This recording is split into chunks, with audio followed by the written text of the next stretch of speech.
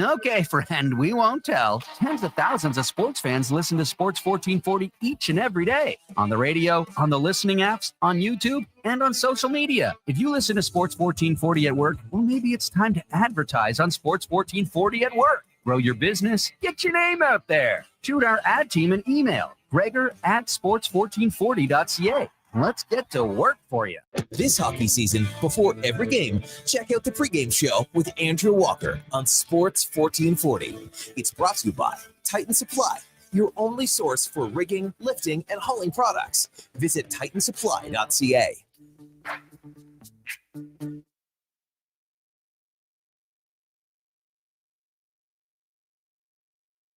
Here's the Lowdown with Lowetide on Sports 1440. Presented by Wolf GMC Buick. We're making it easy. WolfGMCBuick.com.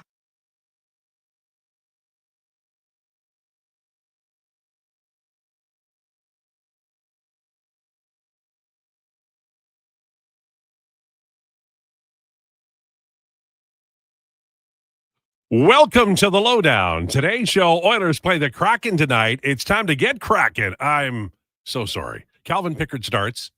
There are some line changes. We'll get to them today, just around the corner. Lowdown brought to you by Wolf GMC Buick. Interesting day today. We are live on YouTube and Sports 1440, online at iHeartRadio, sports1440.ca, Radio Player Canada after the show, Apple and Spotify podcasts, and we tweet it out on X, Twitter anytime at Lowetide, at Declan Krueger, at JFenwick04. Text or call us 833-401-1440. As I mentioned, we have new lines and pairings. Pickard starts, and I'm going to talk today about calling up Quinn Hutson, who is on fire in Bakersfield. Talk to him about I've talked to you about him in the past, and he is something else. So we're looking forward to having a convo about Quinn Hutson. And if you don't have it in your scribblers and didn't see it in the information I sent out in the info pack, you might want to look him up online. That's not research, but it is what we have to offer you. Okay, our guest today is Bagged Milk from Oilers Nation. We have declinations. I believe we're talking NCAA. We'll find out. It's time for the introductions. The most passionate takes on this show from this individual have been about Brad Pitt and Chris Paul, meaning he defends broken down actors and athletes to the death. Ladies and gentlemen, it's Josh Fenwick. Josh Fenwick, everybody. Brad Pitt, really not that broken down. Chris Paul, I'll accept that one. Old, slow, I get it. Brad Pitt, he still got the stuff, man. Best movie he was ever in was Thelma and Louise. He had 3 minutes of that is screen so time. rude to the movie Moneyball. It's unfathomable. Why and can't also he the be- movie he won an Oscar for in Once Upon a Time in Hollywood. Why can't he be like Daniel Day-Lewis, who immerses himself in the role? And when you watch Daniel Day-Lewis, you're watching the character on the screen that Daniel Day-Lewis believes to his heart is the right thing. With Brad Pitt, it's like Brad Pitt is a guy who's fishing. It's different. You can't tell me he didn't believe in what they were doing down in Oakland that year. He was fully bought in. He screwed over Art Howe, man. That's all I know. His most passionate takes involve football at all levels, NBA, CFL, and the evils of oatmeal. And don't let that last one pass you by. It's a big deal to him. Ladies and gentlemen, it's Declan Krueger. Declan Krueger, everybody. Wow. Declan gets more applause. How is that? Does he not applaud you? I do usually, I applaud everyone, but for Josh, just this past second, I was on my phone, so I had to one-hand it off my leg. That's okay. I forgive Wow. You know, it wasn't as good as it could have been. You guys are developing a good friendship, right? Like, I think it's okay to say that. This is purely, so. I don't like any of you. This is purely Look. business. Like, if I asked to come to your house, you'd let me. You have no chance of getting to my house. Well, if my stalking works out in the way I want it to, then yes, I will end up in your house. Yeah, like if you asked to come to my house, I'd be like, something has gone so wrong that Lowetide needs my help. And Okay. in that case, of course, you can come over. Both of your answers tell me that I need to beef up security over the Christmas season. Would that be fair?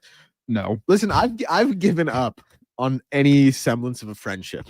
I've given up on ever trying to get to your house. I've called it. I've waved the white flag. Security is not needed. You can take down the armed gate. I'll stay away. I think of all my producers, Matthew Owanek got to the front door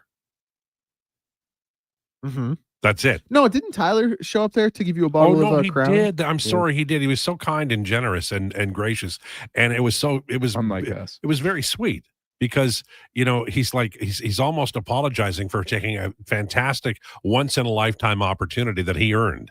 Yep. But it was very nice. I was touched by that moment. It was very nice. Maybe give you guys an idea about. Don't show up at my doorstep though. Too late. I don't want that. I already have a key to your front door being cut right now. The Lowdown is brought to you by Wolf GMC Buick. Hurry in for their Wish and Win event. Everyone's a winner. You're guaranteed a minimum $500 bonus on your new vehicle purchase. Visit wolfgmcbuick.com. I forgot my phone at home. And do you ever forget your phone? I'm totally out of the loop. Even though it's my phone and I can get all the other information elsewhere, my phone is not with me and it's driving me crazy. Do you guys ever have that problem? Honestly, I think for us, like, we're very much of the generation who, like, we're not leaving our phones at home. You know what I mean? Like, don't speak for me, but yeah, I totally agree. Okay. All right, my bad. You will not speak for me, but yeah. But yeah, you know what? You're totally right, and I have no pushback on that. Wow, that was golden. Okay, couple of things. Calvin Pickard starts. Do we have an opinion about that? Based on what we know, the whole team went to bat for him. So I assume they're going to play lights out. And I hope he has a good game tonight, because if he doesn't, he has not had a good year this year. And he's got to be hanging by a thread a little bit, no matter what they say about him. So hopefully a good game for him tonight and a win because the Oilers need it. Fair? Yeah, without question. Like, with all respect to Calvin Pickard, and he came in and he played very well in the playoffs last year, and he obviously got that one start in the Cup final as well. Based on what we've seen this year and the expected save percentage, which means the environment around him, like, that has been very poor as well. But he has played even below that standard. Like, I'm just kind of the opinion, Calvin Pickard, you've been serviceable, you've been great, you've stood on your head in some big moments, and this team and this fan base has rallied around you. I'm not sure if you're really an NHL goaltender anymore. I don't love what I've seen from Stu either, but I do love what I've seen the last two games. I get you got to give a guy rest, but I would have kept the hot hand rolling. I would have as well. I mean, there's 2 days off between games. It's not, Skinner, like the Seattle game was not terribly active. I thought he was really good in both games, but I think I could think he could play tonight. I mean, maybe they're looking at like, okay, we got Skinner on board. Let's get Pickard on board, and then we can quieten down the madding crowd about the goaltending. I don't think that's going to happen. We have notes on some injured guys. This is via Tony Brar. Roslovic out a couple of weeks. Knobloch not anticipating a return anytime soon, like pre-Christmas-ish. We heard that from Jason Gregor on Monday. Kapanen several weeks. There's nothing really going on with Jake Wallman. He's day-to-day, but I would remind you, and with respect to the Edmonton Oilers, I don't want to be jerky about this, but their day-to-day has a tendency to become week-to-week. So we without being rude, we can't trust it. So I don't report it as news because it isn't news. It's what they want to pass along, and that's fine. But I'm not going to treat it like it's an actual news item. And I know they're not the only NHL team to do it, and I know other reporters do the same thing where you don't report it. But day to day, who knows what it'll be? The Edmonton Oilers don't want you to know because they don't want the opponent to know. And maybe you feel okay about that. I'm not sure. Do you feel okay about that? That you don't get accurate injury reports? I not really, but I think it probably bugs some people more than it bugs me. I just don't like reporting something that isn't true. Yes. Like, we're media. We're supposed to be able to, not that we're news people. I mean, news people just wouldn't talk about it. But we're radio people. We're supposed to inform people. Like, you know what? Absolutely. Drive carefully out today. Leave 4 or 5 car lengths today. That's what we should be doing. It's interesting because, like, you obviously have so much more experience in the industry than me and Josh combined.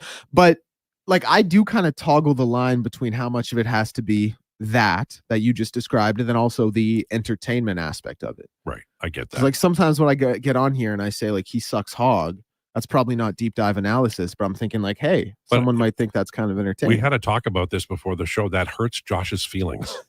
Yeah. That's all right. It's just kind of the way it is. You know, I mean, you say it as a joke before the show and then you use it on the air. How's Josh supposed to feel? How do you feel, Josh? Do you feel like maybe you weren't heard? Honestly, could be worse. I think that's like the 4th stray I've caught today. By the way, Carius is running out of material. Can somebody send him a newspaper or something? They're talking about Connor Halley's intelligence. If we really want to go that way, he's leading the pack. You were listening at that part, eh? I'm like, holy That's a cow. tough beat. You know, people get on me for talking about, bad filmmakers and actors like Brad Pitt. That guy's like talking about Halley, who's like, when you look at Halley, you know there's a light bulb on. You know, the rest of us, I don't know. It depends on the day. No, that's true. Connor, very bright individual. I just can't get over your aversion to Brad Pitt. Like it feels almost personal at this point. Like he's a really good actor, man. He must have commented on a Lowetide blog and been like, terrible analysis. Yeah, he told you to wrap it up. What are the 5 best Brad Pitt movies? Oh man, do we really have time for this? Okay, I'm gonna do it off the top of my head. 7. Yeah. Moneyball. No, I said 5. Name 5. 7. Moneyball. Yep. Once Upon a Time in Hollywood. Bingo. I'm a big Ocean's 11 guy, Yep. and then the clear number 1 per moi, Inglourious Bastards. That's a great list. Stellar, even. Off the top of the dome too. I liked Moneyball. I liked Inglourious Bastards. I liked World War III. World War Z. Yeah, that was it. It's like World War 26. He's been in some bad ones. Every actor has. Has he been in the animated films? Brad Pitt, that's a wonderful question. He definitely has. Do I know it off rip? Nope. Well, I guess you're not a big fan. Well, okay. Like he implied. What are we even talking about here? Like, I never said, whatever. And we didn't even mention Fight Club, by the way. Oh my god, yeah. How could we do that? How could we do that to our boy? The only rule in Fight Club is Dairy Queen after. That's the line, isn't it? All right then. You know, there's a Starbucks cup in every scene of Fight Club. I want that fridge. He was in Happy Feet too. He was the voice of Will the Krill. Oh, that's a good role for him. All right. Oilers practiced yesterday, but I assume it's going to be the lines tonight. McDavid with Nuge and Hyman, Draisaitl with Podkolzin and Savoy, Henrique with Janmark and Mangiapane, Lazar, Clattenburg, Frederick, and Tomasic. Just send him down or trade him. Like, if you're David Tomasic, how do you feel? Like, you feel like, you're a pair of brown shoes in a world full of tuxedos. You're just nothing. And it's too bad. I think they should send him down and call up Hudson. We'll talk about that today. Ekholm, Bouchard, Nurse Regula, Kulak, Emerson, Skinner will be back up tonight. It's Calvin Pickard in goal tonight. And the reason I pick on Brad Pitt is because it irritates you. It's just like, it's honestly the worst take that's ever been had on this show, which is a crazy thing to say because there have been a lot of bad takes, mostly by me. But it's music to my ears. This is just like, this is an all-time cold take from you. I love it. I love it. Everything I ever wanted from Brad Pitt, I get on this show. You need to find some more happiness in your life. Look, if you ignored me, that's how. If you ever are how irritated could I ignore by me, you? It was only you me can say, and "Yeah, you you're for right." a segment because you failed to tell You're- any of us that Bag Milk was on vacation with his lovely wife, You're and we were just like, "All right, let's go through Bizarro's most attractive male celebrity." all you have to do is say, "Yeah, that's right, Lowetide. He's terrible." And Why then would I have to why move would I on. say that though when it's But not true? But you keep Spreading picking up false the rope. news here. You keep picking We just up the had this rope. whole conversation. You don't like to report on news because you don't know if it's true or not. This No, is but this not is true. clearly trolling, is what it is. Yeah, unbelievable. You pick up the rope every time. By the way, Connor asked me for one of these hoodies. Karen, my wife, works there, and I will get it for him. You can, I think, buy them. I will get it for Connor for free for all the good things he's done for me, and because he's so smart. Can I have one? Well, Did you I go to don't the know. U of A Augustana? No, but I want the hoodie. Okay, well, I mean, I can only probably It's like get- stolen valor. like Karen likes me, but I don't know if she likes me 2 hoodies. Maybe just one, and then we'll try next month. Would that be okay? Yeah, we can wait. That's All right. Okay. On the way, it's Bag Milk at 1:00 today. We have declinations. It's NCAA, Declan CAA. And we have rumors on the way and lots of your comments too. We want to get into this Quinn Hudson thing. Have you watched? Have you heard what this cat is doing? And do you think maybe they could send down David Tomasic, poor guy, and maybe he bolts to Europe? But I think that's an acceptable cost when you don't play the guy. That's all on the way. Lowdown with Lowetide on Sports 1440 and YouTube. Hey everybody, it's Chief Principe and Jason Stradlin. Join us on a 7-night cruise through the Mexican Riviera, leaving from Los Angeles and including Cabo, Mazatlan, Puerto Vallarta, and more. While we relax and cruise the tropical waters and have some drinks with umbrellas in them, you could attend an intimate meet and greet with legends like Bill Ranford, Jason Strudwick, Kelly Buchberger, Ron Lowe, Jack Michaels, Louis DeBrusque, and more. Don't miss out on every hockey fan's dream cruise, the Edmonton Hockey Legends Cruise. It's going to be one hell of a trip. Price start at just $23.99. Part of the proceeds support the Ben Stelter Foundation and Kids with Cancer. The Edmonton Hockey Legends Cruise, July 2026. Visit cast.tours/Edmonton or call 1-833-347-7678. Book now and save $500 per cabin when you mention promo code Stingray Radio. That's cast.tours/Edmonton. You matter.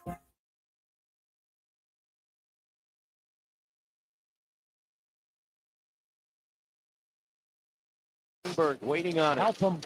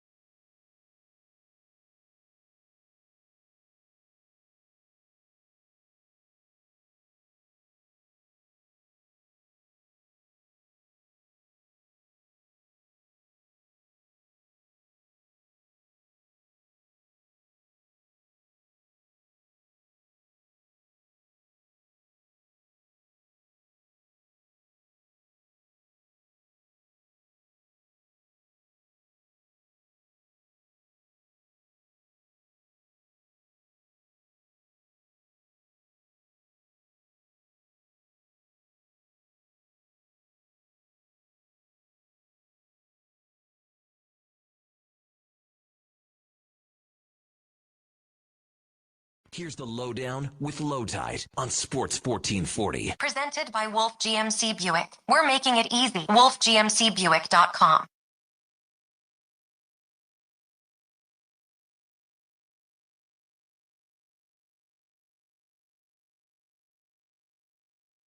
For Wolf GMC Buick, 1219. I do not like that song. What is it? It's My Life by Bon Jovi. You didn't really give it a chance. No. So, but hey, teach their own. I don't like that oh thing. Didn't like It was Bon Jovi. Well, maybe they'll get another hit. Yeah, they really struggled.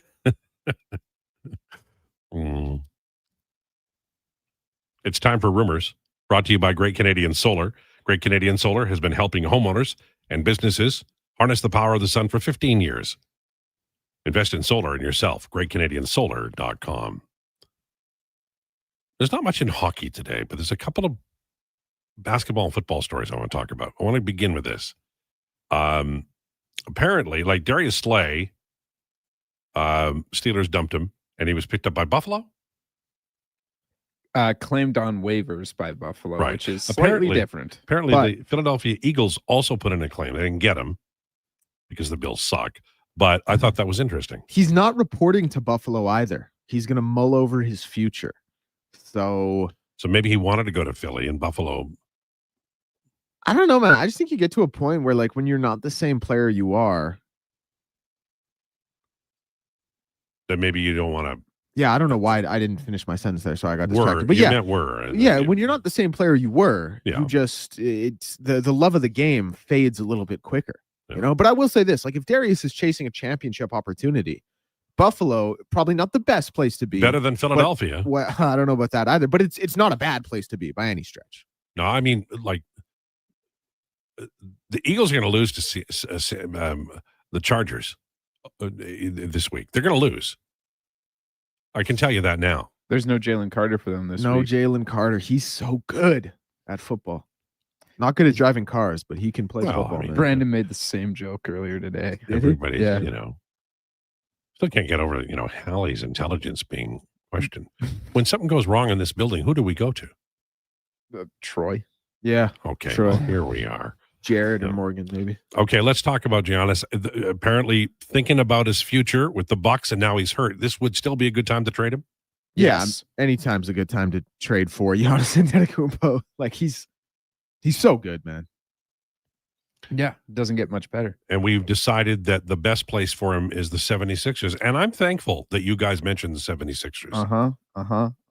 Would Too you bad we didn't say that. would you trade Tyrese, VJ, No, Jared? no, because that's then Giannis wouldn't have anything to. Why would he come to Philly? Could Like, you that's the imagine- problem, Could you right? guys just close your eyes for a minute and imagine Giannis Antetokounmpo playing with this current iteration of Paul George? Yikes. Like, he might get kicked off the team for violence against a teammate. That's What's true. the most wide receivers routinely diss and holler at the quarterback and get mad? Terrell did. Definitely the biggest AJ diva Brown. position.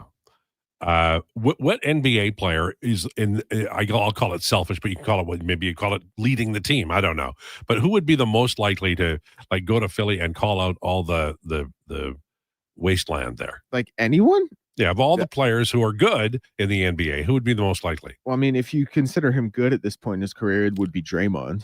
Okay, He's still valuable to the operation that they're running over there in Golden State. It's not really valuable to any other operation in the NBA. you're talking about like they're the mob. Well, he's just not. Like, he's been playing with Stephen Curry his entire career.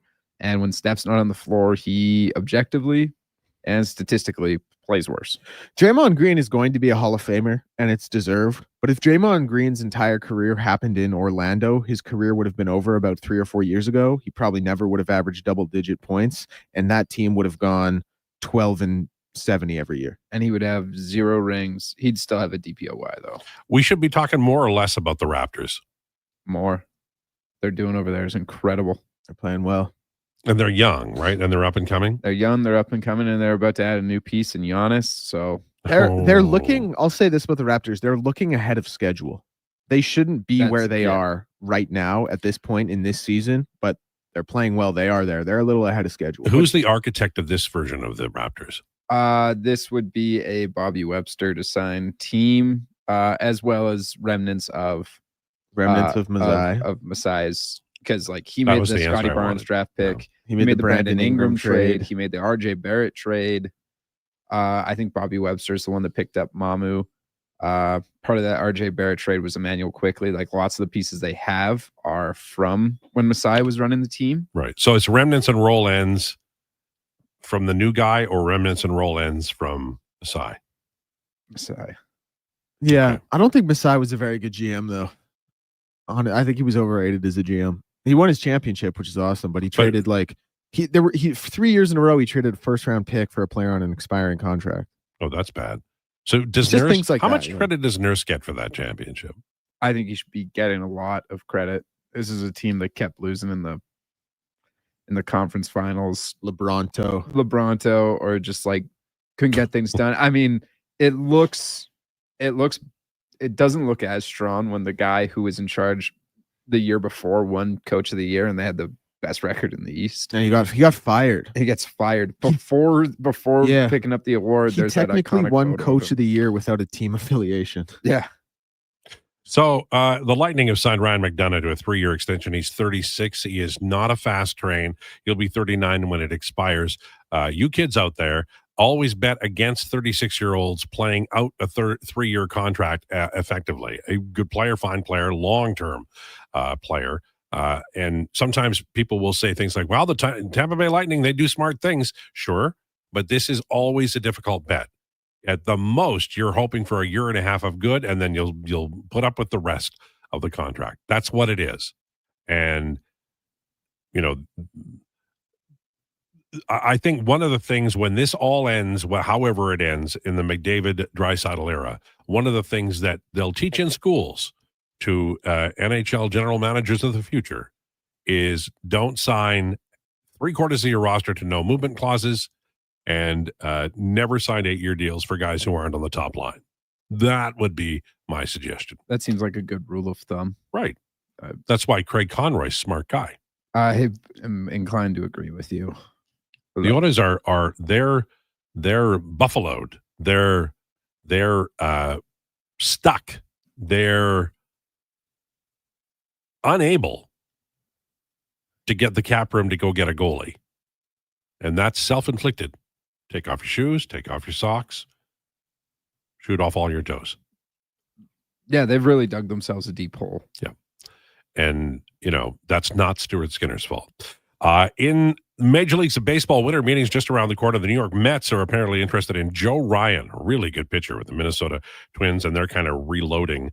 Pablo Lopez also rumored to be. I think they'll keep one of those guys. Teoscar, apparently. The Dodgers have talked about trading Teoscar Hernandez. Would you like him back in Toronto? No.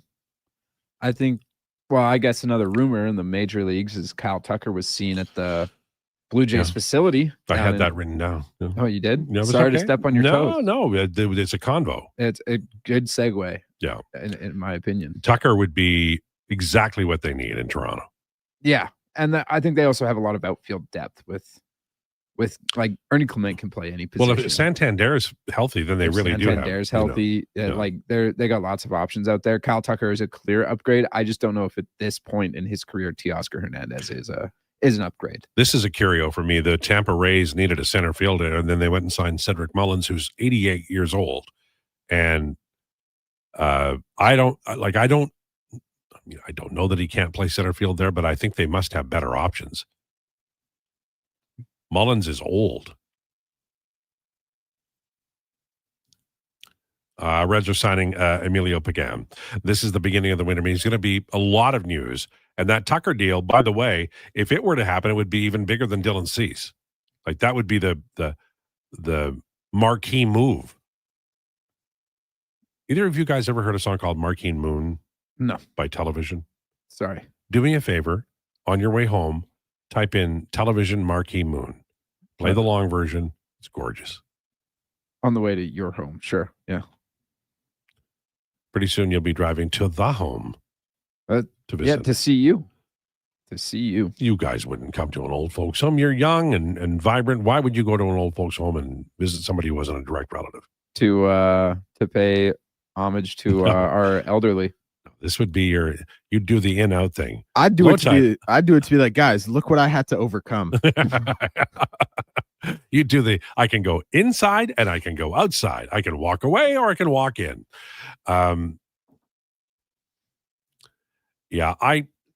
way I feel about the Edmonton Oilers right now is they are on the verge of a strong run in December.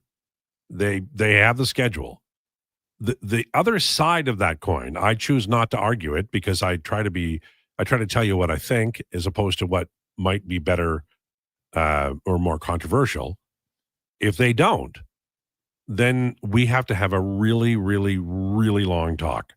At the end of every year, January 1st of every year, I write an article at lowtide.ca called Standing on the Shoreline.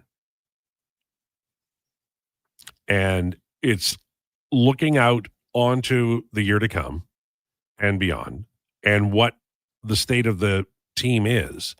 And for many years now, over a decade, since 2015 June, this team has been pushing for a Stanley Cup and they're all in on everything.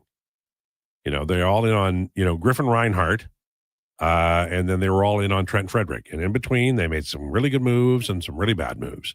And you can say, no, they didn't make good moves, but Zach Hyman was a great move. Matthias Ekholm was a great move. Come on. They've done some good things, but they haven't won a Stanley Cup. But if this version of the Oilers doesn't plow through this December schedule like William Refrigerator Perry through the defensive line of, I don't know, pick a team back then they've got real trouble. This is the sweet spot for the Edmonton Oilers. And January is very good as well. If they can't make it happen, then we have to have a talk. One of those dad talks. Do you guys still have dad talks, or is it pretty much they're on your own now and call us when you run out of money? They say don't call us if you run out of money. That's your fault. Mm-hmm. They called me asking me for money because I'm so rich. I called my dad collect once. I used to call collect, and my mom would say she'd answer. Like she'd say, yes, I can accept that. But remember, I was working in radio. I'm making no money. So I would call, and then my mom would say, yes, I'll accept the charges. And we'd have a nice chat. One day my dad answers, and he goes, hello, collect call from your son. Hello. And he pretended he couldn't hear the operator and hung up. That's hard cheese. Baller move. That's hard from cheese. Your dad. I'm telling you. No, I don't think I have like dad talks or anything. The last time I had a dad talk, I asked him a question, which I will not repeat on air, but I'll tell you what it was in the break. And is it okay to buy them at the bar? Huh? Nothing. Go ahead. And he was like, why do you expect me to have the answer to that? I was like, Dad, I seriously need some sage advice here. Please help me out. And that's a cool move there. And that was in June. And I went, all right, guess I can't really ask him anymore. But here's the thing. That's a good dad. He's allowing you to make your own mistakes. Because guess what? Most males go to the school of hard knocks. Oh, fair enough. Yeah. I know I did. That being said, I would have liked a little more help with the question that I had asked him. And it wasn't one you could ask mom? It was not one I could have asked my mom, no. So it wasn't who to bet on in the fifth race. No, because he definitely would have given me the answer. He's plugged in. I'm kidding. Oh my God. Wait, I'm kidding. Wow. That was just a joke. All right. I don't want to get you in any trouble. Well, that's why I said I wouldn't tell you what question I asked him.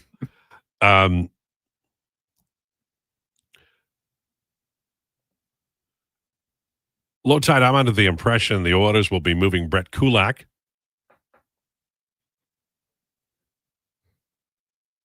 And the goalie in order to upgrade the goaltender position in season. If they can't find a deal, they'll move a draft pick or mid-range goalie.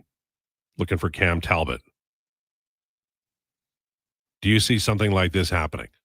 It's plausible. The only problem is Kulak is not playing well, and he's a free agent at the end of the year. So that's a salary dump, right? Like, let's say the Oilers want to make a trade for Talbot, and they're making the deal with Detroit, and they're offering up Kulak. The Red Wings would accept that, but only from the cap point of view. And they're not going to consider that an asset that is partial payment for the goaltender. So you might have to pay extra just to get the money off the books. And here's what I know about defensemen. Even a struggling defenseman, and Kulak has value to a contending team that is trying for the Stanley Cup. So Detroit could take the player in Kulak and then trade him off at the deadline when he's playing better. Right now he's not playing well, but that doesn't mean he's not a good player. I think he would be one of the candidates for sure who would likely be, I would say he's likely to be on the list of players the Oilers would be willing to trade, partly because he doesn't have a no movement clause. And credit to him for that. They could also trade Ekholm, Stuart Skinner. There's not really a lot of guys, Tomasic. There's not a lot of guys, and not a lot of guys with huge value that they could trade. So, and I like I think we got the deal from Elliot Friedman and others. Jason Gregor had it earlier than anybody, I think. The Oilers aren't going to make a sideways move for a goaltender. They're just not. So, But should they? A sideways deal? No, I don't think so. Should they trade for Aiden Hill if Carter Hart plays well?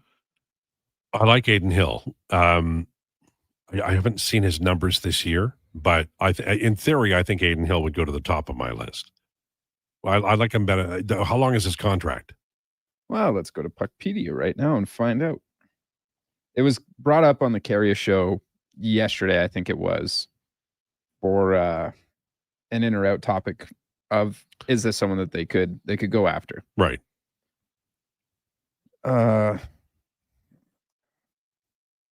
Puckpedia. Wow. This is riveting radio. I'm aware. I thought you were farther apologize. along. I would have been saying. I just don't know how to Come spell. on, he let That's us down. That's my bad. 2 goaltenders. Aiden Hill. He is signed until 2030. Yeah. So no, I don't want to. Partial no trade clause all the way through. How much? 6.25. Yeah. No way. No. I think the play here is keep your powder dry on any long range goalie who's signed, more than like UFA.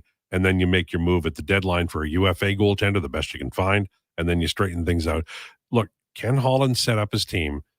When he was in Detroit, he talked about it. If I don't have the best goalie, I'm just going to get a goalie, and that's what he did here. And so the cap structure on this team is not inviting for a goaltender. And you can go, well, geez, just trade Hyman or Nuge, or everybody has no movement clauses. The cat that lives under the bench has a no movement clause for the Edmonton Oilers. It's a real thing, and they've hamstrung themselves. Hamstrung? It's got to be hamstrung. Yeah, themselves. And the summer with the new cap allows them a little bit of wiggle room, and my God, they should take it. And, I'm hoping they yes, right. They didn't with Jack Campbell. I think you can argue that Mikko Koskinen was not good. Talbot was good until they overplayed him 2 years in a row. And then he wasn't good, and they offloaded him. But if they had just kept him or kept Devin Dubnyk, they would have had goaltending. Part of it is that they've had good goalies, and it's like the Seinfeld episode. You can get good goalies, but you can't keep the good goalies. And that's where the Oilers are now. And then they thrust Stuart Skinner into a difficult situation, and damned if he didn't deliver, but only for a time. And we are here. All right, 12:38. I'm buzzing into no, you're on next hour, aren't you? I mean, we can do it. Yeah, 140. That's yeah. Okay. All right. Then I was buzzing into your time. I guess I'll just have to do it again next hour and pretend I didn't do it on purpose. On the way, your comments, more of them. Lowdown with Lowetide on Sports 1440 and YouTube.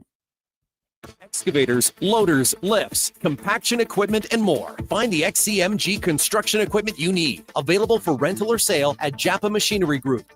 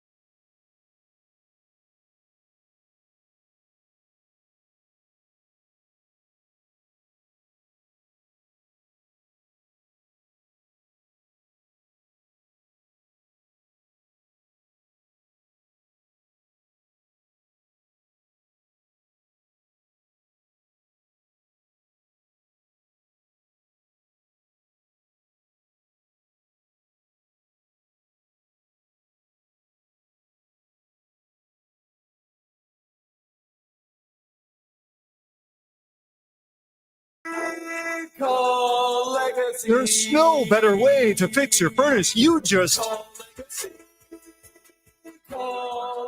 They're professional, never rude, doll. You should call Legacy.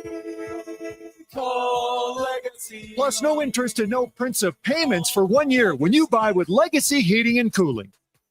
Vinny and Don in Hockey are dedicated to skill development for all hockey players. If you know a student athlete interested in growing as a person and a player, register for a free shadow day. Beginner or experienced, this program develops a student athlete skill in a supportive environment. It's a great opportunity for prospective student athletes entering grades 3 through 12 to see what Vinny and Donnan have to offer. Visit vinnyridge.epsb.ca or donnan.epsb.ca for more info and to sign up. Diablo Boots sells only Canadian-made work and biker boots made by Canada West. No American or boots made in China, so no tariffs. All of Diablo's boots have replaceable soles and heels for longer life. Sizes 6 to 14 EEE. Buy quality, buy Canadian. And support Canada West and Diablo, the two best names in the boot business. So save on boots by Save On Foods. That's Diablo Boots, 3340 Gateway Boulevard on the east side of Save On Foods. Buy Canadian. They're terrific.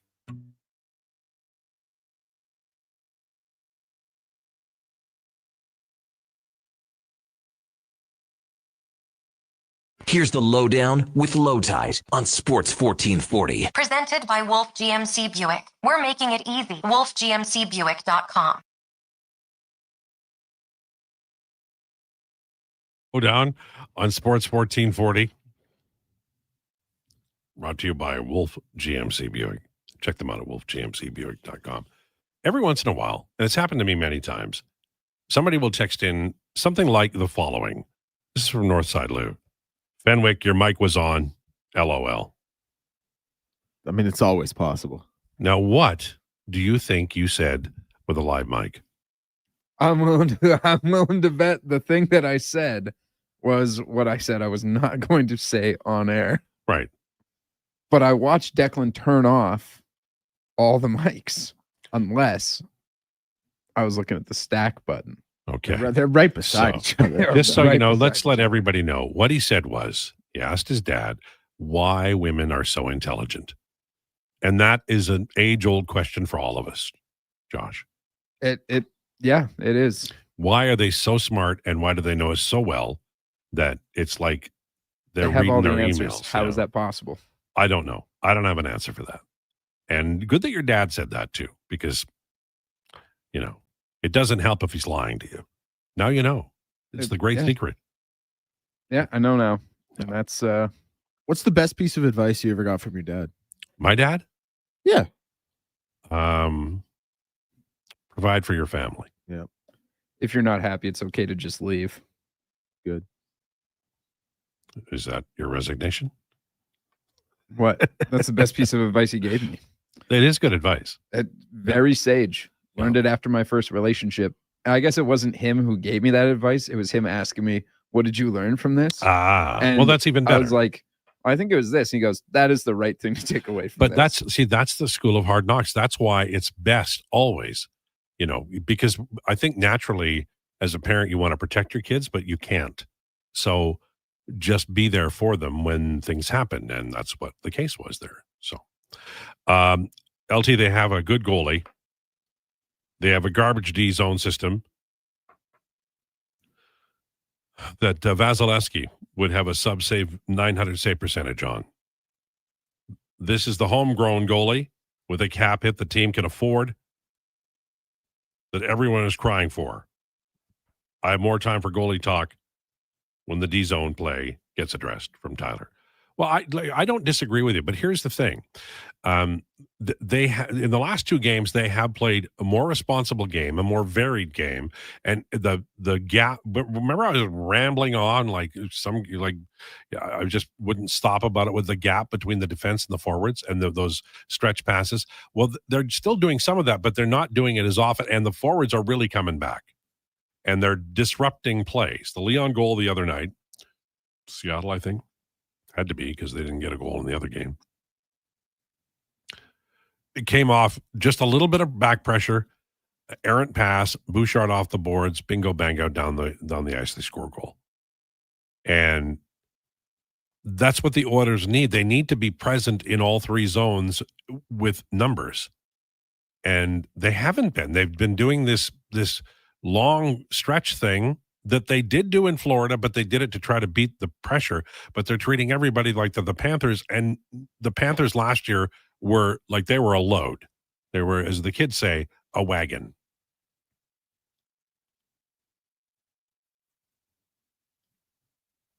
I like Stuart Skinner. I've said that. I have come to accept that they need to have another goalie with Skinner who is substantial.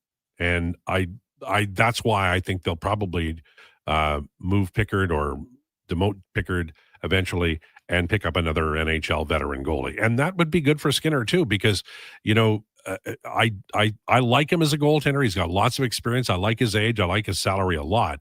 But having another guy there to ease the pressure when he's struggling is a good idea. And I understand that a lot of you are not, are never coming back to the Skinner zone, and that's okay. We all watch what we watch, and I'm not going to tell you how to fan. But I believe that Skinner with another veteran is probably the best route to go. And that is a change from before, because I really felt like he was going to be okay. Not sure that's the way. And part of it is structure, but you have to deal with what's in front of you. UPL or Yari? Tristan Jarry, provided salaries retained. Sure, but I don't think they're clear upgrades. Marky Mark, what is this from November the 6th?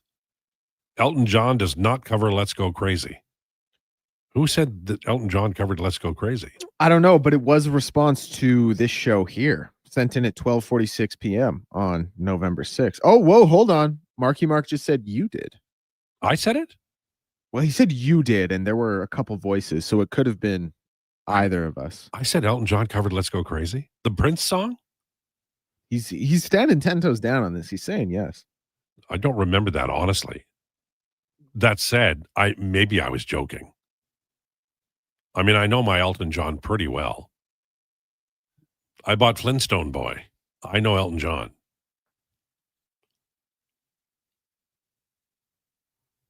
I don't know if that can help you quantify being like, oh, I know Elton John. That's like me saying, guys, I know samurai movies. I bought Kill Bill Volume 1 and 2. Sure. I don't know, man. I listened to a lot of Elton John in my life. Good day, gents. Regarding women and men, women are the most powerful magnet in the world, and all men are cheap metal. Cheers. That's a bar. We are so close to saying something we shouldn't, so we should ease on down the road from that. Michael Jackson did cover that. The Oilers need to focus on playing 0-0 games into April, as it's obvious they can no longer outscore most opponents. You see, I'm going to respectfully disagree with that. I think that the Edmonton Oilers defense and their forwards, when Roslovic is healthy, there's enough for three lines that can score and outscore. You have to run Draisaitl, McDavid, and Nuge at center, and you do need Hyman, Roslovic, Savoy on right wing, and I think you're going to need left wingers who can really do the job. I love Podkolzin with Draisaitl, and I think I'm not sure who you put with McDavid, and I'm not sure who you put with Nuge, but Frederick would, when he's healthy, I think he'd be a really good player there. And maybe you put Henrik with McDavid, and I've probably forgotten someone. Eventually, you want to have Ike Howard there. That would be the ideal. You have Howard playing on one line, Savoy on another. And you have a third line with, say, Nugent Hopkins, Frederick, and Roslovic that can score. I think they have that, but they've got to get there by, overcoming all of these injuries and really tightening up defensively. And we've seen it in the last two games. Let's not overlook the lead here. The last two games, the Edmonton Oilers have played well.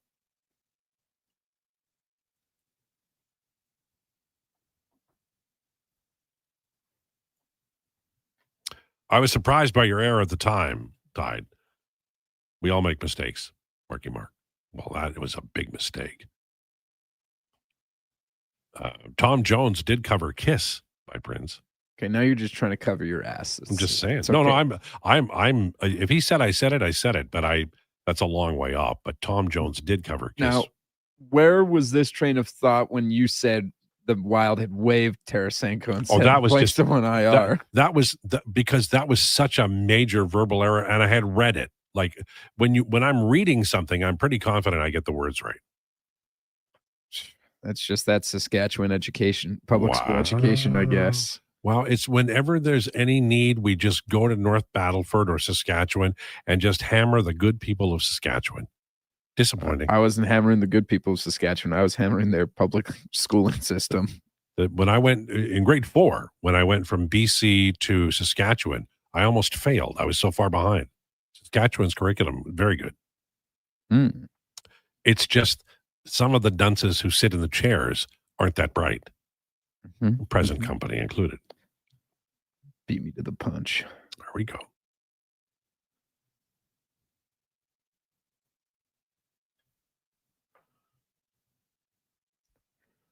I'm not reading. Greater man, I'm not reading that. Good advice.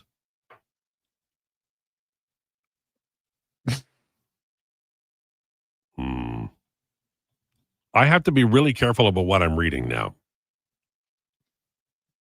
Well, yeah, we opened up Pandora's box. Really, you can't really just put did. the lid back on. How about waiting to see how Laurent Brossoit looks in the AHL and consider him, not the goalie Roley? I'm fine with that. I don't know that. I think he's a little older now, right? That would be the only concern. I'd like to have a guy in his 20s. One thing I would like to see the Oilers do is call up Quinn Hudson. This is an interesting player. I track all of the scoring stats, like even strength goals for and against for the Oilers, and obviously the even strength goals and goals against. Quinn Hudson, after 19 games in the AHL this year, 12 goals, 9 assists, 21 points, over a point per game, 6 goals, 10 points at even strength. And he leads in overall offense, and only Josh Szymanski is ahead of him in even strength points. And at even strength goal share for Hudson is 76%, 13-4-4 against.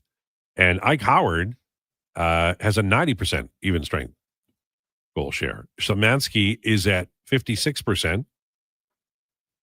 These are all young players. And I think they're all Stan Bowman players.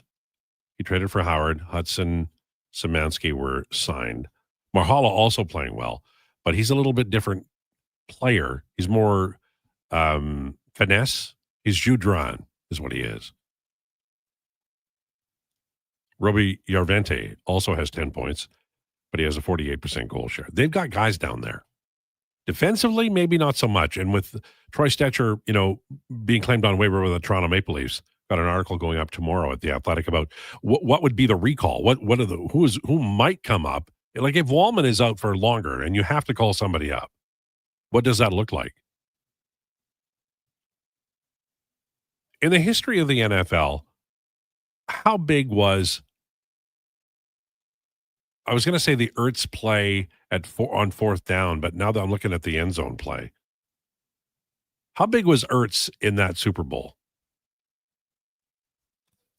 He was their number one target, wasn't he? Kinda, yeah. Now the 4th and 6, they threw it to him. Yeah. The late touchdown that Chris Collinsworth would not give up on as a fumble was him. And he's not a Hall of Famer, is he? Zach Ertz? Yeah. Probably not. I love him. Hall of Very Good. He's a Hall of Very Good. Yeah. He is honestly, he's kind of a quintessential Hall of Very Good. Yeah, I think that. Yeah, I totally agree. He was never on the level of the guys like Antonio Gates or Tony Gonzalez or Gronk or Travis Kelce or anything like that. But he was always right there. Right. It's like, who's a guy that I'd really like? Like Zach Ertz. And has played for so long, too. Yeah. And he's still getting it done for the Commanders right now. Like, yeah, he is. Yeah. No one really gets anything done for the Commanders this season, but he is on the team putting up decent numbers. Yep. Eagles have 2 Super Bowl victories in the last several years. Correct. How many and whom will go in the Hall of Fame? You'll have Jason Kelce. Yeah, you'll have a good amount, I think. Fletcher Cox? Yeah. Fletcher Cox. I don't Brandon think Graham, I think, is a Hall of Fame. Yeah, Oh, I don't I think love any of the that. quarterbacks. I don't think any of the skill guys though. Maybe Saquon. Aguilar. Saquon. I'm cracking myself up. It's a really good question. It's a Which good happens debate. more than you think on this show. Mate, I think Jalen Hurts could be a Hall of Famer if he keeps up this trajectory. You're Like, just making he's a winner. You keep talking like that, and you will get an invite to my house. 2 trips to the Super Bowl for Hurts. 1 win, 1 loss. Yep. Was he the reason they lost? No, he played great. Yeah. He had 3 rushing touchdowns in that game. Yeah. He was huge. He did have the hurt shoulder at the time though. There's the Philly remember. special right now on TV. Yeah. Yeah. That's the biggest play in Eagles history. Yeah. That's the number one movie in Philadelphia. Super Bowl 50. So good. All right. I don't think Jalen Hurts is a He's never gonna get to my house. He's winning a lot. And they do treat wins like a quarterback stat, which I kind of agree with, kind of don't agree with. But if he keeps putting together, like if he gets one more Super Bowl, which I don't think is out of the question, right? I think you have to put a 2-time winning Super Bowl quarterback in the Hall of Fame. Lowetide. Granted, his numbers stay. Yeah. Right. Not to interrupt. Lowetide, retire. You're rambling. Rage Texter B. And I responded, no. Look, eventually, time will come where they change the locks and then I can't get in. But until then, how about that Brad Pitt? Brad Pitt's great. Look at that's what a fantastic touchdown. Incredible. I can't believe that's third. What's the number one? The Giants helmet catch? Yeah, that's got to be David Tyrese catch me number 1. Also, hate to spoil the party, but could be time for a break. The sports update. All right. Declan's favorite. Bags Milk is on the way. This is the Lowdown with Lowetide on Sports 1440 and YouTube. It's time for an update with Declan Krueger. This is a Sports 1440 update. Brought to you by Custom Floors, Inc. Floors done right for homes or businesses. Visit the new showroom at 11577 149th Street. That's now open 6 days a week, and those Saturday hours are 10 to 2. You can also visit customfloorsinc.ca and bring your next flooring project to life. Edmonton Oilers will be in action tonight, playing host to the Seattle Kraken. Excuse me there. 7 p.m. puck drop for this one, and it's going to be Calvin Pickard in the starters net. Milwaukee Bucks star Giannis Antetokounmpo is expected to be sidelined for approximately 2 to 4 weeks because of a right calf strain.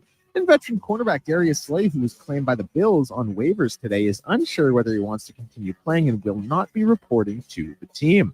Eagles defensive tackle Jalen Carter is out for next Monday night's game against Los Angeles Chargers after undergoing a procedure this past Monday on both his shoulders. And the NHL gets going today with a plethora of games at 5, including St. Louis and Boston, New York and Ottawa, Pittsburgh and Tampa. The late game today in the NHL will see Chicago and LA at 8. In the NBA, we have 5 games as well. It all gets going with 2 games at 5 o'clock. The Golden State Warriors and Philadelphia 76ers, Boston and Washington, the other 5 o'clock game. Toronto playing host to the Los Angeles Lakers at 5:30. You can catch that one on TSN. And the late game in the NBA sees the Minnesota Timberwolves in New Orleans taking on the Pelicans. I'm Declan Krueger. This has been a Sports 1440 update. Sports 1440, Stingray radio station. CHJR broadcasts from West Edmonton Mall and Wetaskiwin. Download the free Stingray music app and listen wherever you go. Across the province, Albertans are taking their shot on Play Alberta.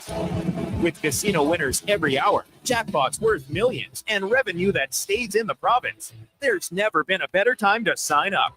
Right now, our listeners can score a $50 free bet when they make a minimum $50 deposit with code Gregor50. That's code Gregor50 for a $50 free bet. Start playing with your game sense today to find out if you're Alberta's next winner. 60 years ago, we started selling trucks as Western GMC Buick. Today, we are Wolf GMC Buick. We're still located on the corner of 184th Street and Stony Plain Road with the same ownership for over 2 decades. Our customers have trusted our family-owned, community-driven business. And for that, we are thankful. If you're looking for a truck or SUV, pop in and one of our seasoned professionals will get you a great deal, hassle-free. Come trust our team at Wolf GMC Buick. Wolf GMC Buick. We're making it easy. Weekly NFL giveaways, drink specials, huge screen TVs. The hits keep coming at First Round, Edmonton's NFL headquarters. Watch NFL football at First Round, and you could win a trip to your favorite NFL city for a regular season game next season. Catch NFL action Thursday nights, all day Sunday, starting with the Pro Bowl brunch from 10:30 to 2. Then Monday night with half-price boneless wings after 6 p.m. First Round, burgers, beer, sports. Downtown and Bourbon Street, West Edmonton Mall. This hockey season, before every game, check out the pregame show with Andrew Walker on Sports 1440. It's brought to you by Titan Supply, your only source for rigging, lifting, and hauling products. Visit titansupply.ca. Don't look now, but I think we're being followed. Oh, that's just my Fountain Tire sidecar. Well, they're driving pretty close. Because they're attached. Save up to 15% on select tires until December 13th. Cool. Plus, get up to $125 off a set of 4 Goodyear tires. Anything else? Get $50 off a $150 service when you buy those tires. Well, that's handy. Yep. And weird. Well, I love my Fountain Tire sidecar. Book your appointment online today. Restrictions apply. Fountain Tire. We're on this road together, Canada. Ugh, seriously, another door knocker? I really want to go solar, but these high-pressure tactics are exhausting. And their prices are unbelievable. Before we do anything, let's call Great Canadian Solar. There's a better way to go solar. Great Canadian Solar provides honest advice and fair pricing to save you from overpaying. They're easy to deal with and will never put pressure on you to buy. As a trusted local business for over 15 years, Great Canadian Solar will support you in your solar journey. Visit greatcanadiansolar.com and call today to get started.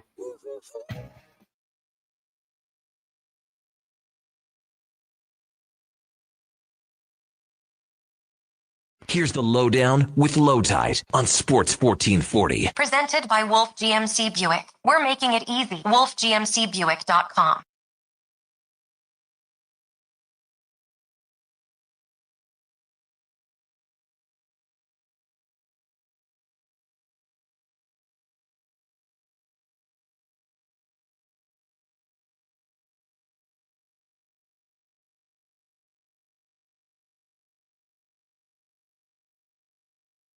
$14.40 brought to you by Wolf GMC Buick. Hurry in for their Wish and Win event with 0% financing for up to 84 months on most SUVs and trucks and clearance pricing on all 2025s. Visit wolfgmcbuick.com. And with that, we say a hearty hello to our friend Bag Milk from Oilers Nation. Mr. Milk, how are you? Hello. I'm doing well, Al. How are you doing? Good. I'm interested that Calvin Pickard is starting. I thought they'd run the same lines after 2 pretty good hockey games, but they've shuffled a little bit.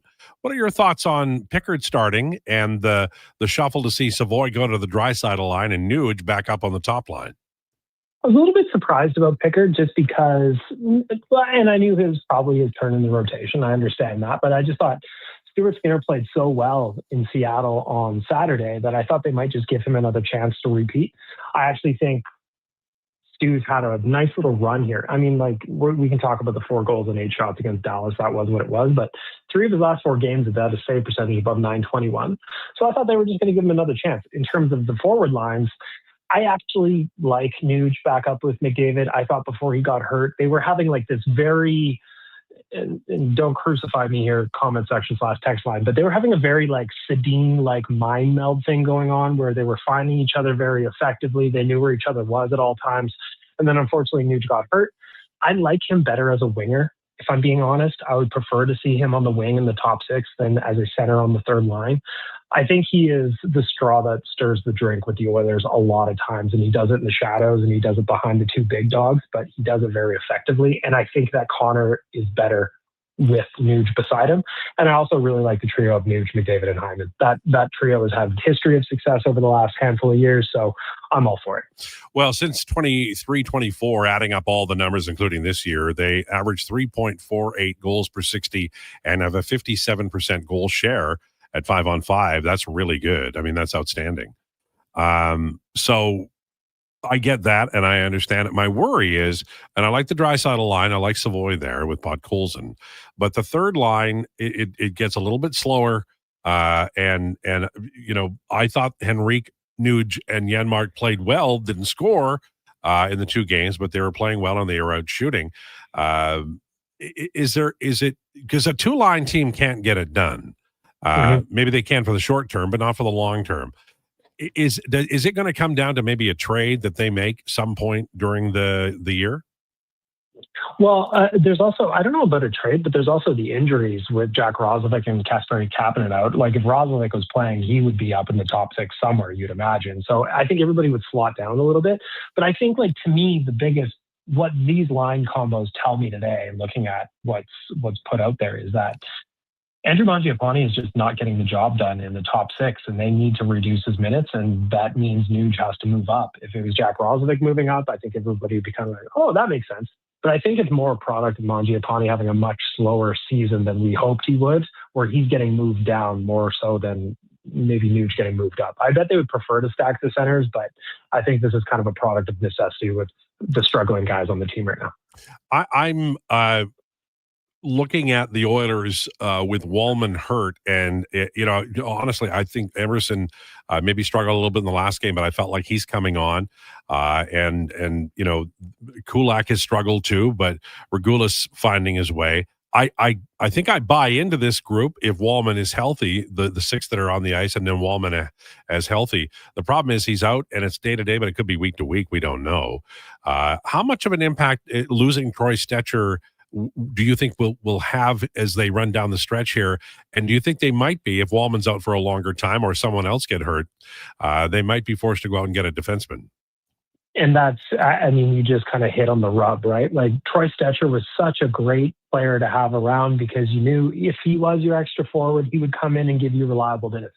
We see how the impact he's having with the Leafs already. They already love him in Toronto. So losing him was unfortunate, albeit understandable given the roster crunch the Oilers were in. Somebody had to go, and unfortunately his name drew the short end of the short straw on that one. But yeah, it hurts not having that depth, and then you lose a guy like Wallman. And I agree with you. It's hopefully comes back this week, but then it could be a month from now, and everybody just kind of raises their eyebrows and goes, well, I guess that's just injuries in the NHL now. But being without Wallman is a massive, massive hole. I like Alec Regula. I think he's starting to settle in a little bit. I think he's starting to look a little bit calmer in the defensive zone. But right now they have him paired with Nurse on the second pairing, and that is just too high in the depth for where he's at right now. And I think that's actually putting him in a spot that is a little bit too much to handle. But it kind of is what it is. We lost a piece of depth with Stecher getting claimed off waivers in Toronto. And, Wallman just had that really rough game where both of his legs were taking all kinds of punishment. So the Oilers are in it right now. They're really in it. And how they get through is going to have to be the people on the ice, because I don't know that any help's coming anytime soon. Meg Nelk, our guest from Oilers Nation on Sports 1440 and YouTube. We're hanging around till 2 o'clock. Jason Gregor takes the microphone at that time. At the beginning of every month on the blog, I project the month and come up with a win-loss tie total. And this month, I went 9-3-3, which sounds very aggressive, but this is an easy schedule. They lost the first one. I had projected them to do that. But now we're into Kraken, Jets, Sabres, Red Wings, Leafs, Canadians, Penguins, Bruins, Wild, Vegas, Flames, Jets, Bruins. I think there's a chance to kind of fly here. What are your thoughts? Yeah, I hope so. I mean, still at the end of the day, they've only played 10 of their 27 games at home. They've spent the bulk of the time on the road. And I know people want to think that, hey, they fly around in a private jet and it's way easier, but I don't know that the travel is that easy, especially when you're doing as much of it as the Oilers are right now in a compressed schedule. So I do think that they have a chance to make some hay here with the schedule that you just outlined. But I also think they kind of have to. They kind of have to take this run of home games here that we've got and get some points in the bank. I know the game against the Wild didn't go our way, but I also thought that, the Oilers played well enough to probably win that game. Jesper Wallstedt did what he did, and it's his 4th shutout in his 6 starts, and we all know the story about the draft and where he was at. But I also think that the Oilers played well in that game. And it was one of those ones where the opposing goalie stood on his head, stole it. But I think if they play like that going forward and they only allow 1 goal or less or 2 goals or less, they're going to be in good shape. They're going to win more games than they lose. And I think this home stretch is the perfect time to do it. Got to get back moving forward here. And I'm hoping that this stretch of games that it can help do that. Although at this point in the NHL, there are no gimme wins anymore, but if you're a contending team with Stanley Cup expectations, then you have to find a way to win these ones. Do you think, we haven't talked about it here, and maybe we should have, but the blind luck of having the Pacific and really the entire Western Conference kind of different shades of equal here have allowed and maybe it's the schedule, but the Oilers are in a good spot despite their record. Yeah, they really are. I mean, like, they're 4 points out of third in the Pacific.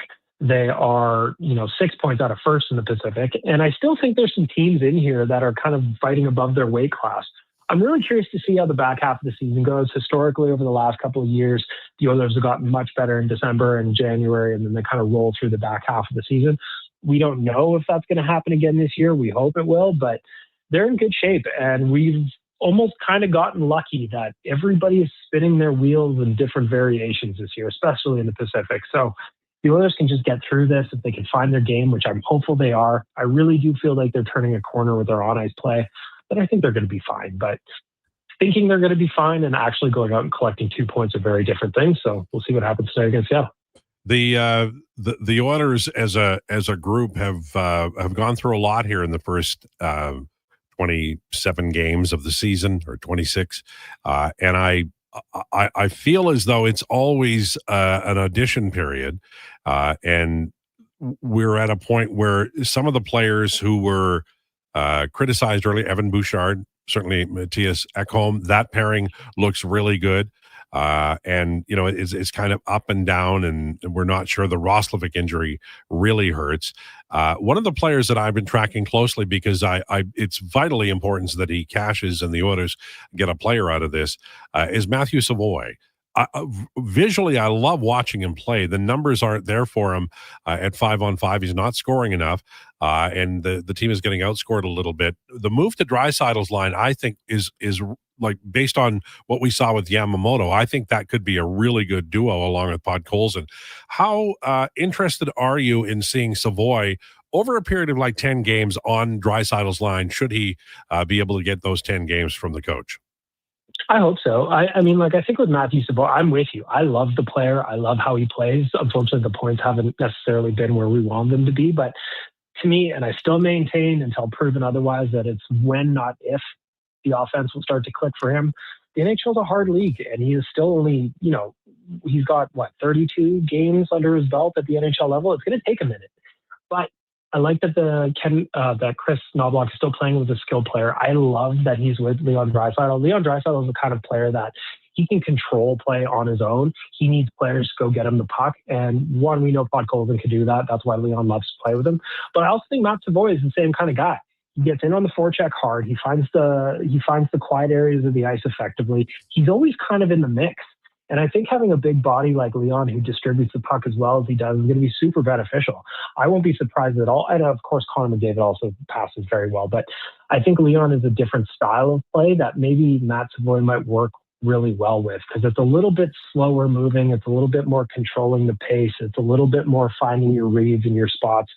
And if Savoie and Podkolzin can get Leon the puck, I feel very confident he's going to get it right back to them in positions to score. So I'm hopeful.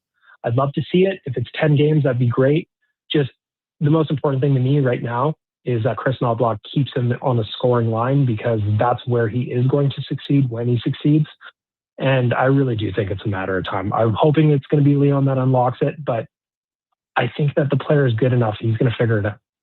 Yeah, I think that's fair too. We're 27 games in, and if I just look at points per 60 at 5-on-5, Leon is right at 2. McDavid is at 192. Evan Bouchard, by the way, is at 165. Podkolzin's at 156. Nuge is at 155. It's the third and fourth lines in a lot of ways that are kind of struggling, and I love watching Clattenburg. I mean, I really do like watching him play, and I think everybody else is giving supreme effort. But Trent Frederick is his skating is off, foot speed according to NHL Edge is off from a year ago, and this is a player who I think the Oilers fans are going to love in years to come. This year, still recovering, I think, from the high ankle sprain, not playing like he wants to or they want him to. any thought in maybe, putting him in IR or sending down Tomasic and giving young Quinn Hudson an opportunity, who is playing very well in the AHL with the Bakersfield Condors? He is lighting it up. I just saw the tweet from Bob Stauffer this morning. He is just absolutely ripping it up with the Condors right now. And if he keeps playing that well, it almost kind of forces the Oilers' hand, don't you think? Especially with the way that the bottom six is struggling to produce much of anything. They need guys who can come in and chip in. And if Quinn Hudson can do that down in Bakersfield, then it's only a matter of time before he gets a look. With Plattenberg, I thought he was going to be up for maybe a game or two. And I know there's been some injuries that are probably keeping him around a little bit longer. But the thing I love about him is that he gives maximum effort, maximum output every single time he's on the ice. And he's trying to cause chaos and he's mixing it up. And I almost wonder how much of Chris Knobloch keeping him beside Trent Frederick is to try and drag the veteran into the fight. Because this rookie, you don't need to ask him twice. Connor Clattenburg's going to go out there and cause some mischief no matter what's going on. And it's unfortunate that the rookie's the one having to drag the veteran in. But I almost wonder how much of that is there, because when you're on the ice with Connor Clattenburg, he only played 441 against Minnesota. But in his first shift of the game, he did a fly by the crease, knocked Wallstead down, and then a scrum ensued. So you have to get in there whether you want to or not. And with a guy like Trent Frederick, that's very frustrating. I didn't know about the NHL edge thing with his speed, so that does kind of tell you that his ankle's probably still bothering him a little bit more than they let on, but they got to find something. I mean, he's not going anywhere. He's got the 8-year deal, so I know there are better days ahead, but it is a grind right now, and I do truly wonder, even though he's a rookie, only played 4 games, how much of Connor Clattenburg beside him on the fourth line is, hey, look what the rookie's doing. He's going to cause chaos, even if he doesn't expect to score. You can do that too. That's what you do. So it's been a very interesting trip through the bottom six this year, but you and I have been doing this for so long now, Al, it seems like the bottom six is always like this. So it almost feels like home in a way. Yeah, I remember my favorite fourth line was Jim Dowd, George Laraque, and Boyd Devereaux. And everything was along the wall. There was no chance they were going to get scored on. Rarely that they scored, but you could make coffee or a spaghetti meal while they were out there, because nothing bad was going to happen or good. And I miss those days. Yeah, I miss that too. And that's the point of some of those lines, is even if they don't go out and get the points that your top guys do, it gives them a break. It keeps the momentum on your side. And, the physical part of what the bottom six does, and that fourth line that the Oilers currently have with Lazar, Frederick, and Clattenburg, they can go give the bench some energy by just being annoying out there. And I think that's part of what's missing in the Oilers culture right now, is more guys who are adding sandpaper on a shift-by-shift basis. So I'm hopeful that trio can kind of give the bench some life, even if they're not playing a whole lot, because everybody knows the hockey gods, people watching at home, you and I know we all need the help we can get, every piece of it. All right. Say hi to Frank for me. Thanks so much. We'll talk to you next Thursday. Will do, Al. Thanks. There you go. Bag Milk, Oilers Nation. Interesting comments. I like his comments on Frederick. This is a team that looks like they're on the way up. His feeling is that Nuge on the McDavid line will really help that line. And I every minute of every day, I feel like this team is going to explode one day. They don't have what they had a year ago, but I'll be honest with you, the regression on this team that's bubbling under, a guy like Savoy scoring so little at 5-on-5, it should pop at some point. Just have to wait and see. All right, it's 1:19. You have lots of comments about what Bag Milk said and more straight ahead. We'll do that next. Lowdown with Lowetide on Sports 1440 and YouTube. Oh, hold up. Are you pulling my beard? Booster Juice has 2 new booster balls for the holidays this year. That's right, Santa. The Eggnog Booster Ball and Caramel Pecan Pie Booster Ball are 2 new flavors to put some extra jingle in your step. So are you a pie guy, Santa, or a nog guy? Both! Oh. Good call. That's extra jolly. Happy holidays from your friends at Booster Juice. Canadian-born, blending since 1999. Mr. Rooter decorates a gingerbread house. Wow. What did you do here, Mr. Rooter? Well, we've got a Jube Jube toilet, complete with an icing-based wax seal. The main water line is licorice, red for hot, black for cold. You got your standard marshmallow hot water tank and a candy cane sewer line. And on the outside, candy cone hose pips. Disgusting, but they get the job done. To have your Yule clogs fixed, trust one plumber, Mr. Rooter. Actions speak louder than words. Japa Machinery Group puts your construction plan into action with XCMG construction machinery you need. Available for rental or sale. Learn more at japamachinery.com. More Edmonton families than ever are struggling as food prices skyrocket. The Holiday Hamper Foundation provides festive meals for 2,000 homes in need. Your donation ensures a turkey is on the table for every family. Donate today at holidayhamper.ca. Black Friday deals continue at The Brick. And until December 11th, you can save big in every department. Save up to $1,000 off sectionals, up to 40% off mattresses, and up to 30% off furniture. Plus, buy more, save more. Up to an extra $300 off select major appliances. Don't wait for the crowds. It's your last chance for Black Friday deals. See thebrick.com for details and exclusions. The Brick, saving you more. He's a legend in the booth and a master on the mic. Lowetide brings the banter weekdays from noon to 2. Sports 1440 is where Edmonton talks sports. Get in the game. Text 833-401-1440. Whether you're a craft beer connoisseur or more of a wine aficionado, there's always something new to discover at Sherbrooke Liquor, a unique family-owned independent liquor store. The selection, incredible. The non-alcohol section is also very impressive. Sherbrooke Liquor, expert, knowledgeable staff with a passion for unique finds. More than just a liquor store, we're a community. Alberta's best, the one and only Sherbrooke Liquor. Wine, spirits, and oodles of beer. Visit SherbrookeLiquor.com. I'm Grant Fedork from Leading Edge Physiotherapy, and sadly some people think orthotics are just glorified shoe cushions. But I've seen a runner drop 8 minutes off her marathon, a grandmother ditch her painkillers, and a 12-year-old nail her long jump, all thanks to custom foot orthotics. So if your feet are screaming for help, flat, high, or funky, that pain's heading to your knees, hips, even your lower back, our professionals will assess you and, if indicated, custom fabricate a pair of orthotics made just for you. Happy feet make a happy person. Feet shouldn't hurt. LeadingEdgePhysio.com. It's the biggest game of the season. The Edmonton Oil Kings Teddy Bear Toss, presented by The Brick. Family Fun Sunday, December 7th. Bring your new stuffed bears to the game, and when the Oil Kings score their first goal, the fur will fly onto the ice. Help Santa's Anonymous collect thousands of bears this holiday season for families in need. See the Oil Kings in their special Teddy Bear Toss themed jerseys as they face the Prince Albert Raiders. Teddy Bear Toss, presented by The Brick. 4 o'clock Sunday afternoon at Rogers Place. Limited seats remain. Great family entertainment starts at just $20 a seat at oilkings.ca.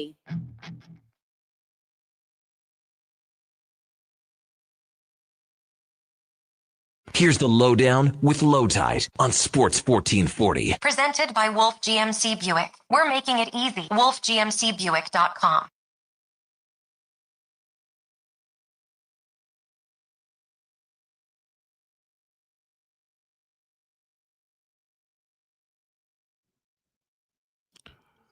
This is the Lowdown on Sports 1440, brought to you by Wolf GMC Buick. Check them out. WolfGMCBuick.com. Wish and Win event on right now. Well, we've got NFL tonight. You guys taking Cowboys? I think I would take Cowboys. Yeah, man. They're playing the better football right now. Well, they're going to win the division. You are so hard. You give me grief for being hard on my Bills, man. You're way harder on Eagles. your Eagles. Are garbage. They are. The Eagles, they got problems for sure. But I still like the Eagles to win the division. But I'll say, listen, man, like the Dallas Cowboys are playing good football right now. Their defense is still not good. I'm not going to give them that credit, but they're at least playing a little more solid. Dallas, and like that offense can run with anybody. Yeah, Dallas is playing well. They deserve, if they can finish it off, they deserve to win the division. And you know, I love it when they're down, but when they're going, I mean, I know they're a threat, and they have a really, really good quarterback, and they're on a roll. I mean, I can see them. I don't know if they run the table. That's the only thing, right? It's hard to do. Yeah, I don't think I like them to run the table. I mean, in theory, it's an easy enough schedule to do it, but it's just you're gonna trip up somewhere, right? Yeah. Like Chargers on the road. Well, they'll trip up. Somebody's gonna like block a field goal, you know, like, and luck is such a big deal. By the way, the Bahamas Bowl is gone, and it's replaced by the Xbox Bowl in Frisco, Texas, December 18th. Did you know this? It's what every kid dreams about playing in the Xbox Bowl in Frisco. When they sign on early signing day, they want to play in the Xbox Bowl. I did not know Xbox had the money to sponsor a bowl in college football. By the way, this is, I think, fresh off. Trevor Harris signed for 1 more year in Saskatchewan. Yes, he did. Why not? Right? You run that back all day. 100%. They're in as good a position as anybody to win it next year. You know, Okay, about 07 or so, somewhere in there, I remember what. But I remember talking to a buddy of mine who knew way more about the CFL than me. And he and I both agreed that this was Saskatchewan's run. It ended up being really Montreal's run, but they were there. They were close a lot, and they did win. Yeah, like because they won that one in 07. Then Kerry Joseph left for Toronto. And then 2009, 2010, they were there. Should have won in 2009. Don't even get me started. And then it was kind of a second iteration of the team that won in 2013. And then there was a significant fall off. Yeah. But they had a good 6-year run, like four Grey Cups in 6 years. That's pretty good. Well, and they were good. You know, I mean, everybody talks about the penalty that extended the game, and Montreal ended up winning. But that was a great game, and they played very, very well. They don't, some teams show up at the Grey Cup and Hamilton does that sometimes. Winnipeg gets a quarterback hurt or whatever. But Rough Rider Grey Cups tend to be really, really good football games. Yeah.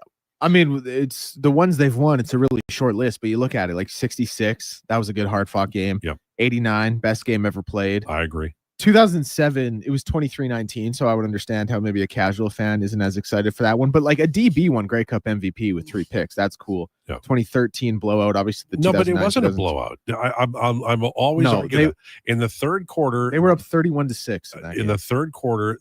Hamilton was coming back, and they had Saskatchewan deep in their own zone, and they were 19 yards away from a first down, and your running back got 21 running left.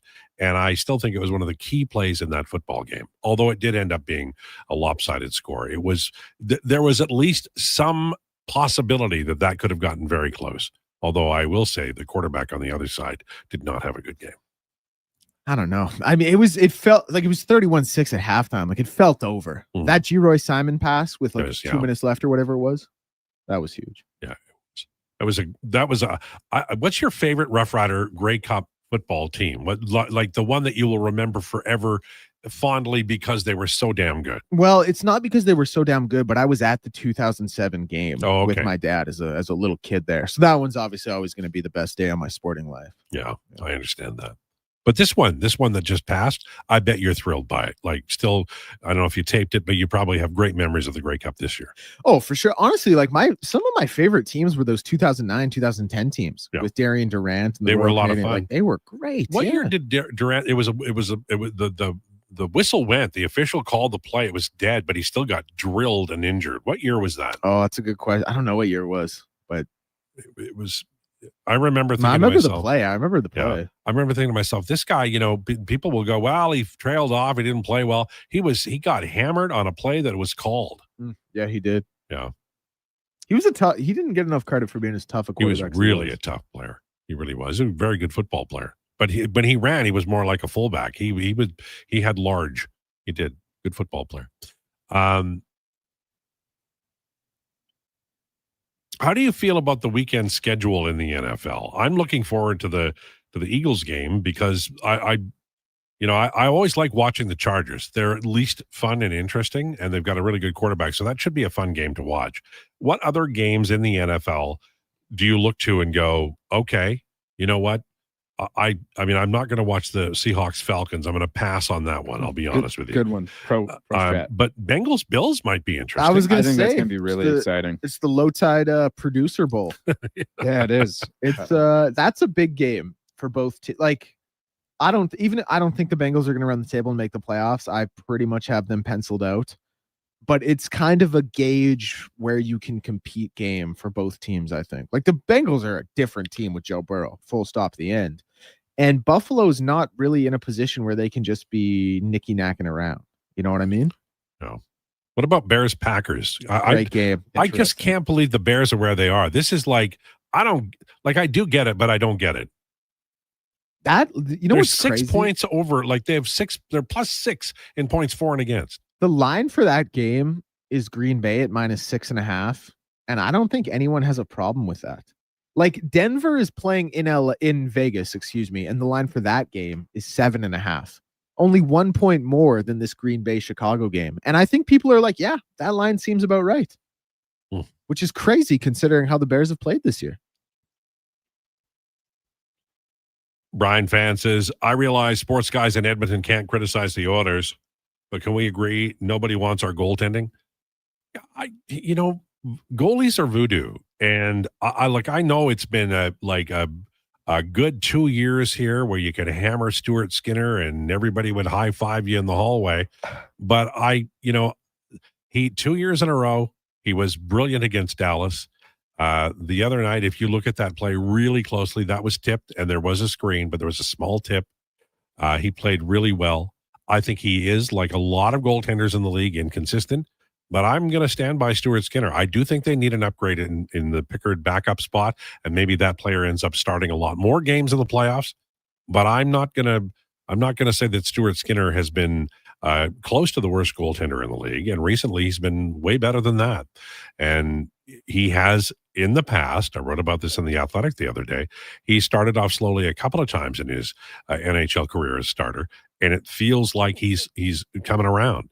And the one good thing about having Pickard tonight is you give him some rest, and when they go into the weekend, they'll go back to Skinner. But I'm not gonna.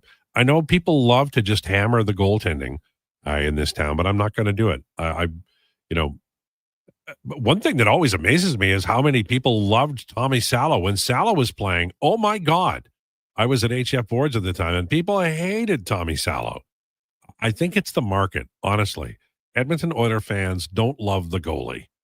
They want to get it back down the ice and have the superstar score. So the goalie, the best the goalie can do is be not mentioned. That's kind of Edmonton Oilers fandom. And that's okay. You fan however you want. But I'm not going to bury Stuart Skinner today or any other day.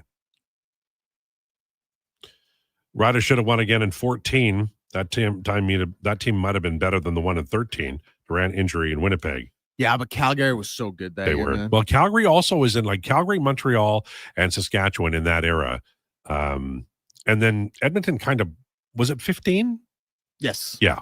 Edmonton sort of went, okay, we're here. I think they were 15-3 that year.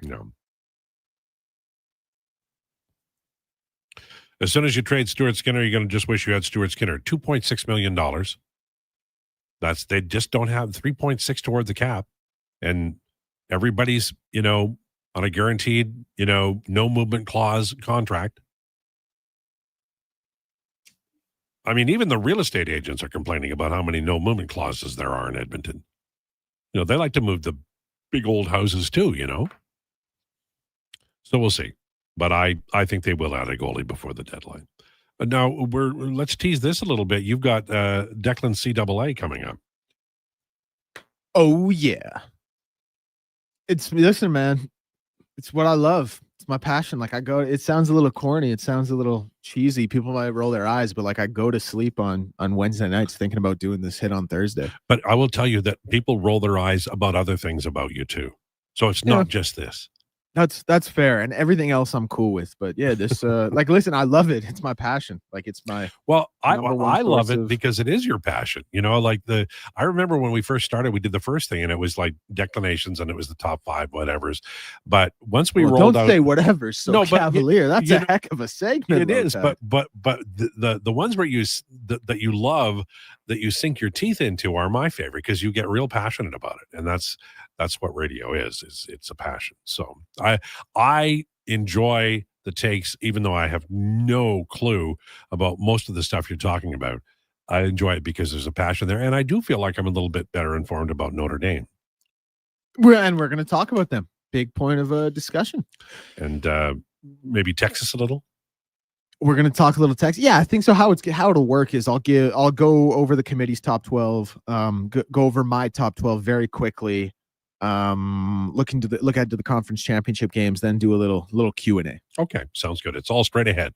Lowdown with Lowetide on Sports 1440 and YouTube. Looking for the perfect gift? Give the gift of great taste with a Loca Quality Market gift card. Redeemable at any Loca Quality Market or Loca operated restaurant. It's a treat for food lovers. Ready anytime. Grab yours today at loca.ca. Do you work for a company that wants to reach people who love sports? Or maybe you're looking to hire people who love sports. Sports 1440 partners with dozens of local businesses, connecting with tens of thousands of Edmonton sports fans every day. On the radio, on the listening apps, on YouTube, and on social media. Contact our sales team today to see what Sports 1440 can do for you. Email Gregor at sports1440.ca to get started. 60 years ago, we started selling trucks as Western GMC Buick. Today, we are Wolf GMC Buick. We're still located on the corner of 184th Street and Stony Plain Road with the same ownership for over 2 decades. Our customers have trusted our family-owned, community-driven business, and for that, we are thankful. If you're looking for a truck or SUV, pop in and one of our seasoned professionals will get you a great deal, hassle-free. Come trust our team at Wolf GMC Buick. Wolf GMC Buick. We're making it easy. They're not just a grocery store. They're a butcher, a baker, a cafe, deli, rotisserie pizza, and restaurant, all under one roof. Loca Quality Market does food differently with 2 locations to serve you. Edmonton and Sherwood Park. Visit loca.ca. After 20 years, Canada's most prestigious international hockey tournament returns. The Camrose Viking Cup, December 28th to January 4th at Encana Arena. Tickets at vikingcup.ca. Brought to you by Sports 1440. It's the biggest game of the season. The Edmonton Oil Kings Teddy Bear Toss, presented by The Brick. Family Fun Sunday, December 7th. Bring your new stuffed bears to the game, and when the Oil Kings score their first goal, the fur will fly onto the ice. Help Santa's Anonymous collect thousands of bears this holiday season for families in need. See the Oil Kings in their special Teddy Bear Toss-themed jerseys as they face the Prince Albert Raiders. Teddy Bear Toss, presented by The Brick. 4 o'clock Sunday afternoon at Rogers Place. Limited seats remain. Great family entertainment starts at just $20 a seat at oilkings.ca. I'm Grant Fedork from Leading Edge Physiotherapy, and people who suffer brain fog might think it's just going to be part of their life. But listen, I've seen a 38-year-old man managing a concussion read her kid a bedtime story without losing the plot, all because of cognitive rehab that rewires the brain like a GPS reboot. Your brain isn't broken, it's buffering. One missed beat in focus, memory, or balance snowballs into frustration, falls, or forgotten keys. Stroke, concussion, long COVID, even aging can all lead to brain fog. Cognitive rehab works. Check us out at leadingedgephysio.com before your next "where'd I put my phone" moment. Aloha, Edmonton, it's back. Century Vision Care's 4th annual Maui Christmas event on Friday, December 12th from 9 to 5. Century Vision Care, Edmonton's biggest Maui gym retailer, is bringing the island spirit to your holiday shopping. Enjoy in-house savings on all prescription and non-prescription Maui gyms, plus giveaways, prizes, snacks, and beverages all day. Same-day eye exam appointments are available, and they direct bill most insurance plans, but spots are filling fast. Get ahead on your Christmas list and treat yourself to a new pair of Maui gyms. Visit Century Vision Care on Instagram. The Junior Prospects Hockey League's 4th season is now underway. The JPHL offers elite athletic and academic opportunities for players in the 14U, 15U, 17U, and 18U divisions. All games are broadcast live on Silent Ice TV, featuring a showcase-style schedule and competitive matchups across Western Canada. Players work with experienced coaches, trainers, and elite hockey personnel. Learn more about Western Canada's fastest-growing elite hockey development stream at juniorprospectshockeyleague.com. Ritchie Brothers Auctioneers presents a massive 3-day unreserved heavy equipment auction at their Nisku site, December 10th to 12th, 8 a.m. Live on-site and online. On offer, core construction heavy equipment, trucks, trailers, nearly every industry covered. Register to bid online. It's free. Priority bids, on-site viewing, and timed auction start December 5th. Demand for equipment is strong. Contact your local territory manager to consign. More at rbauction.com. Winter snow and ice are nothing to fear when the Lawnmower Hospital's in your corner. Keep pathways clear of snow with the Echo PB770T backpack blower, or go even bigger with the huge PB9010T. Right now, buy select commercial walk-behind BCS sweepers and get the Echo PB9010T for free. The Lawnmower Hospital has pet-safe, plant-safe ice melt too. Visit lawnmowerhospital.com. The Lawnmower Hospital.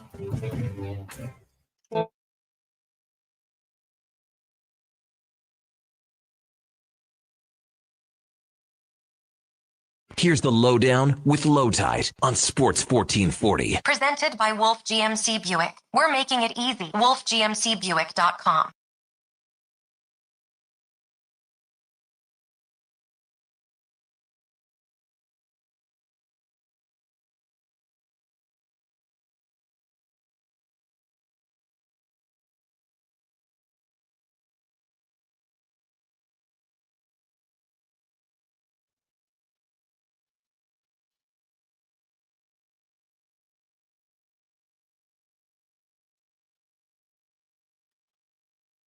This is the Lowdown on Sports 1440, brought to you by Wolf GMC Buick. Check them out, wolfgmcbuick.com. Their Wish and Win event is on right now. It's Lowdown with Lowetide on Sports 1440 and YouTube. It's Alan Mitchell, Lowetide. Got Declan Krueger. We got Josh Fenwick, who's a little tired today. He was apparently dissing and howling and making noise at the Dave Chappelle concert last night. And did you have a nice time? I didn't go to Dave Chappelle. And I would not have been one of the ones dissing and pooing. I don't even know what he said, but I'm sure I would have been howling and laughing. If you go to Dave Chappelle, you sort of know what you're going to get. So I don't know what that was about. That being said, I think he is hilarious. Yeah, and I laugh at everything he does. There's no doubt of that.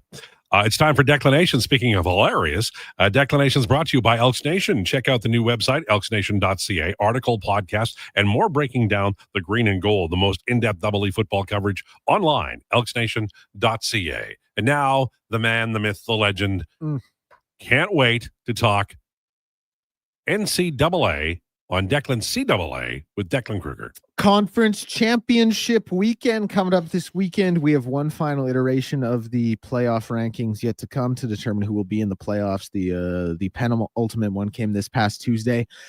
Some issues for me with what the committee did. I'll give my top 12 in a second here. I thought it was very funny that Ole Miss lost their coach and most of their offensive staff and moved up a spot. Now, I realize this is because Texas A&M had such a brutal loss, albeit on the road, to Texas, and that's a Texas team that a lot of people had some questions about. They dropped down to number 7. I'm fine with it. I have it that way as well. I have Ole Miss 6. I have Texas A&M 7, as does the committee. But I do think it's funny that a team can lose their coach heading into the playoffs and move up a spot officially. Overall, didn't have too many problems with the rankings. Ohio State, Indiana, obvious 1-2. Georgia, Texas Tech, Oregon. I would have ordered them a little bit differently. Maybe that's a little bit of bias for me being an Oregon fan. I do think they're the best team when I watch them, but I love what Texas Tech is doing. Oklahoma, they sit there one spot ahead of Bama, safely in. Notre Dame is at 10. Miami is at 12. You have Notre Dame at 10? No, I'll get to mine in a second. I have Notre Dame a little bit lower, but the committee has Notre Dame 10 and Miami 12. And I think this is lunacy. I mean, honestly, Notre Dame and Miami have the same record, played a relatively similar schedule. They played each other and Miami won. Like, I'll give you some common opponents here. NC State. Miami beats them 41-7. Notre Dame beats them 36-7. Pitt. Miami beats them 38-7. Notre Dame beats them 37-15. Stanford. Miami beat them 42-7. Notre Dame, I believe it was 42-20. Like, we're looking at common opponents here, and Miami's winning that battle. We look at the head-to-head, and Miami wins that battle. The only thing we can look at and point to Notre Dame and say, yeah, okay, is just some made up eye test that and listen, I do think Notre Dame is playing great ball, but we have the evidence on the field. And the fact that it's potentially primed that Notre Dame's going to get in as Miami when they have the same record, played Miami won, and we have no more data points to come for the teams, I think is a little bit crazy. But yeah, listen, my top 12, I'll run through this really quickly. Ohio State, Indiana, Oregon, Georgia, Texas Tech, Ole Miss, Texas A&M. That's my top 7. I have BYU at 8. BYU, listen, BYU is a Power 4 team who has 11 wins, whose only loss was on the road to a top 5 team in the country. That's good. I think they're more than deserving of being safely in that college football playoff bubble. The fact the committee has them down at 11 and actually has them out, they would be the first team out, I think is mind-boggling. Like, what more do you have to do than win 11 games? And if you're going to lose a game, oh, by the way, it's a top 5 team on the road. I just think it's ridiculous the way BYU's been treated, especially because the committee loves Utah. I get that that's BYU's only real marquee win. They don't have a lot of great wins outside of that. But the Big 12 is a tough, deep league, and BYU ran through with the exception of Texas. I have Oklahoma 9. I have Bama 10. I have Miami 11. I have Notre Dame 12. Then my group of 5 team, I have JMU. Okay. All right. So, well, hold on. I want to do you mind if I preview the conference championship games here quickly? Sure. I just want you to acknowledge that you do know why Notre Dame is treated one way but BYU isn't. Yes. Okay, thank you. Brand bias, man.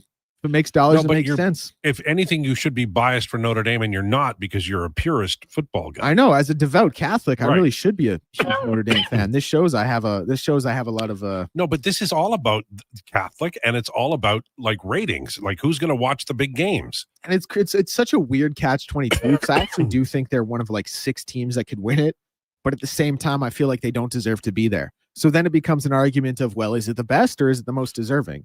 And if you do say it's the best, it's like, well, hey, they actually lost to one of the teams that should be ahead of them. If you include them, doesn't you that mean have they're to- better? Yeah, if you include them, you have to. The first team out is more deserving. Yep, and that's wrong. Yeah, absolutely. Okay, so conference championship weekend this weekend. James Madison is playing Troy in the Sun Belt Championship. James Madison, 24-point favorites. I expect them to dog walk Troy. Love them as a group of 5 team. North Texas and Tulane. That's going to be a really, really fun game. North Texas, a slight favorite.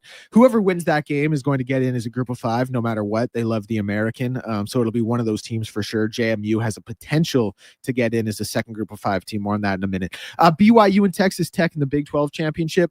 Texas Tech, they're favored by 12.5. Listen, these teams played once and Texas Tech throttled them. Like, I think Texas Tech could absolutely win a natty. Their defense is outstanding. Baron Morton doesn't have to stand on his head as a quarterback, but he can. They played BYU once, and quite frankly, they just have a recipe to beat them. I don't see why they wouldn't do it again. Georgia-Bama in the SEC championship game. Kirby Smart is 1-7 versus Georgia, and he's 0-2 versus Kalen DeBoer. Georgia's only loss this year was to Bama. Now, Georgia is a favorite in this game. I think Georgia is a more complete team. I think Bama has a lot of problems running the ball. I think Bama also, I don't know if they don't love a dirty, gritty game. And Georgia can give that to them. Like, now, I don't know if there's kind of an essence of, like, we fear Alabama. They've already won the mental edge because of the last 8 matchups where they're 1-7. Kirby Smart's 1-7. But Georgia should win this game. They're wildly inconsistent. Like Gunnar Stockton had 70 yards throwing the ball against a Georgia Tech defense that was playing terrible. They only scored 16 against a Georgia Tech team that had given up an average of like 34 in their last 3. I like Georgia to win this game, but Bama absolutely can do it. I mean, they have the mental edge. And like I said, they obviously beat Georgia once this year. Ohio State, Indiana. The last 2 undefeated teams in the country, 1 and 2 in the nation, playing for the Big 12 championship. I think whoever loses this game still gets a bye in the college football playoff. They'll still find themselves in the top 4. This is going to be an incredible game. Ohio State, who we think of as such a premier Big 10 team, and they haven't won a conference championship since 2020. And Indiana, like, they're Indiana. They suck. They've always sucked. So the fact that they now have a chance to, in really kind of the second year of this new development of the program under Kurt Cignetti, play for a conference championship, very cool. Then Duke, Virginia in the ACC championship game. This is the big one. Duke gets in as a 7-5 team into the ACC championship game. If Virginia wins this game, they will go to the playoff as the 11th seed. If Duke wins, I think there is a real, and actually, I think it's going to happen. It will happen. If Duke wins, the ACC will be left out of the playoff as a conference champion. Maybe Miami gets in as an at-large, but probably not. Wow. Times they are changing. All right. Do you think Texas has a chance, or at least an argument, to be in the playoff? Yeah, so it's funny because no, I don't think Texas has an argument. And Texas is going to sit at home and say, listen, if we don't schedule Ohio State week 1 of the season and we schedule Texas State instead and beat them 41-3, we're probably in as a 10-2 team. And to their credit, with that argument, they're right. They're also going to be sitting there saying, listen, and I get this gripe from Texas. I want to give you this credit. I give Texas this credit. Texas they're going to have beaten two teams that are going to be in the playoffs. Like Oklahoma and Texas A&M are going to be in the playoffs, and Texas A&M is going to be sitting, and Texas is going to be sitting at home saying, we beat those two teams. We beat 1/6 of the playoff field. So Texas does have an argument in that sense, but this is what it comes down to, Lowetide. The 4 SEC road games they played this year, one of them was a loss to Florida, who got killed by USF in Miami. One of them was a 25-point slacking to Georgia, and then 2 wins were overtime wins against Kentucky and Mississippi State. I mean, listen, you want to talk about the Ohio State loss? Let's talk about the Florida loss. Let's talk about how unimpressive you looked against Kentucky and Mississippi State. I think Texas is going to have a good case by saying, hey, 2 teams are in there who we beat. But when you look at totality of resume, I don't think they should be in, and they won't be in. That was evidenced by the rankings. We talked about BYU a minute ago. You have them 8th, committee 11th. We talked about Notre Dame, but maybe it's not Notre Dame. They're projected to be out. Yeah. What team is it Notre Dame that should be out instead of BYU? Yeah, I think so. I think probably it's not even a Notre Dame thing specifically. I just think BYU should be in. I said it, like they're 11-1 as a Power 4 team. Their only loss was to a top 5 team on the road. Now they're going to play that team again, so they're going to have a chance to win that game and get in as one of the auto bids as a conference champion. And if that happened, I don't think Texas Tech is like they're too high up in the rankings to move all the way out. So BYU does have a chance to play themselves in. But I'll tell you this, when you got like an Oklahoma team or a Bama team, like Bama lost to a bottom feeder of Florida State. When you have those 2 teams who are ahead of BYU with 2 losses and BYU has 1, BYU's only loss was to Texas Tech. They might have 2 losses to Texas Tech. And you're saying, hey, we're going to keep them out. I think that sets a terrible precedent for how they look at that Big 12 conference. Is that like when we talk about, we're talking about the unfairness of BYU and Notre Dame. Do you think there's any possibility of Miami getting put in? So I think what would need to happen is BYU gets absolutely killed. Like absolutely killed by Texas Tech. Like I'm talking 49-0. And then in that case, BYU drops like 2 or 3 spots in the rankings. Then in that case, Miami would go up to 11. Notre Dame would be 10. And in that scenario, maybe the committee says, okay, we're finally going to honor head-to-head, and they put Miami in as that last at-large bid. I think what would also need to happen in that case is Duke loses and the ACC doesn't get an auto bid. The committee's kind of put the writing on the wall by where they have Miami and Notre Dame ranked right now, but I think that is the path for Miami to get in. Okay. And then I don't know if you've done this before, but have you given your official bracket prediction? Oh, yeah. Let me do that. Let me give my bracket really quickly here. Okay, so this is what I think it's going to be following conference championship weekend. Ohio State will be the 1 seed. Georgia will win the SEC championship, be the 2 seed. Indiana loses Big Ten, but falls to the 3 seed. Texas Tech wins. They get the 4 seed. Those are the 4 teams with the bye. I think it's going to be Oregon versus North Texas as the 5-12 matchup. I think it's going to be Ole Miss versus Virginia as the 6-11 matchup. I think it's going to be Oklahoma versus Alabama as the 8-9 matchup. And I do think it's going to be Texas A&M versus Notre Dame as the 7-10 matchup. That's what I think is going to happen. And Notre Dame shouldn't be there, and we both agree on. Yeah, I don't think they should be, but I think they're going to be. Okay. Yeah.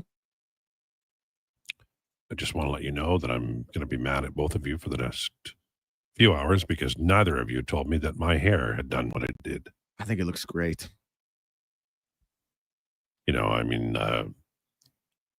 I hadn't looked on screen for a while, and it's like a ice cream curl at the front there. Looks like I've gone to Dairy Queen with my hair. Nobody could have said something, I think it looks great, Lowetide. All right. Now we're all back tomorrow. You're not going to be late again. I wasn't late today. I know, but you said you would be. We were looking forward to it. We had cake and everything. We had to throw it in the garbage when you got here. If you guys don't want me to come in, I can stay home. Oh, we love you. Still collect my $250,000 a year paycheck.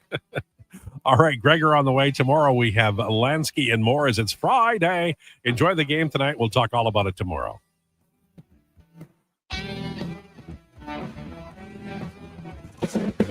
This is a Sports 1440 update. Brought to you by Loca Quality Market. Your fridge just got an upgrade. Over 200 chef-prepared gourmet meals waiting at Loca Quality Market. Shop local at loca.ca. Edmonton Oilers, of course, in action tonight, hosting the Seattle Kraken. 7 p.m. puck drop. And it will be Calvin Pickard in the starter's net. Saskatchewan Roughriders have signed 112th Grey Cup MOP Trevor Harris to a one-year contract extension. And in the NBA, Milwaukee Bucks star Giannis Antetokounmpo is expected to be sidelined for approximately 2 to 4 weeks with a right calf strain as the team works on a trade for the two-time MVP. NFL news, veteran cornerback Darius Slay, who was claimed by the Bills on waivers today, is unsure whether he wants to continue playing and will not be reporting to the team. Eagles defensive tackle Jalen Carter is out for next Monday's game against the Chargers after undergoing a procedure this past Monday on both of his shoulders. In the NHL, we have action getting going. Puck drops across the league at 5 p.m. St. Louis and Boston, New York, the Rangers, that is, and Ottawa, Pittsburgh and Tampa, Nashville and Florida, Colorado and New York, and Toronto and Carolina. Edmonton, of course, playing host to Seattle, like I mentioned, and Chicago versus LA is the late game. In the NBA, we got 5 games on the slate, including the Toronto Raptors playing host to DeAndre Ayton and the Los Angeles Lakers. Tip off for that one at 5:30. The line currently Toronto at -2.5. The over/under set at 229.5. I'm Declan Krueger, and this has been a sport. On behalf of Josh Fenwick and Lowetide, this has been a Sports 1440 update. Sports 1440 in West Edmonton Mall and